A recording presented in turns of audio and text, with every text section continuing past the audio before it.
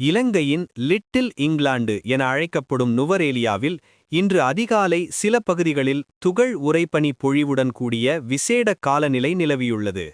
இதன் காரணமாக பல்வேறு இடங்களில் புல்வெளிகள், பூந்தோட்டங்கள் மற்றும் தேயிலைத் தோட்டங்களில் பனித்துகள்கள் படர்ந்து காணப்பட்டன.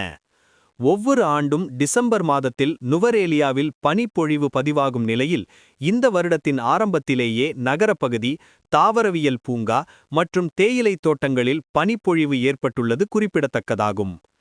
தாவரவியல் பூங்காவின் புல்வெளிகள், கிரெகரி வாவி கரையோர பகுதிகள், பூந்தோட்டங்கள், தேயிலைச் செடிகள், அலங்கார மரங்கள் மற்றும் நீண்ட மரக்கறி பயிர் நிலங்கள் உள்ளிட்ட பல இடங்களில் ஐஸ் துகள்கள் அதிகமாக படர்ந்து காணப்பட்டன.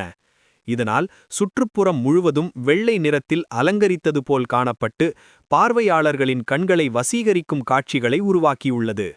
இந்த மாறுபட்ட காலநிலை சுற்றுலா பயணிகளை அதிகம் கவர்ந்துள்ளதாகவும், இதன் காரணமாக நுவரேலியாவுக்கு வருகை தரும் சுற்றுலா பயணிகளின் எண்ணிக்கையில் அதிகரிப்பு காணப்படுவதாக தெரிவிக்கப்படுகிறது. இதேவேளையில் பனிப்பொழிவு காரணமாக தேயிலை, மரக்கறி மற்றும் மலர் பயிர்கள் பெரிதும் பாதிக்கப்பட்டுள்ளதாக விவசாயிகள் கவலை தெரிவிக்கின்றனர்.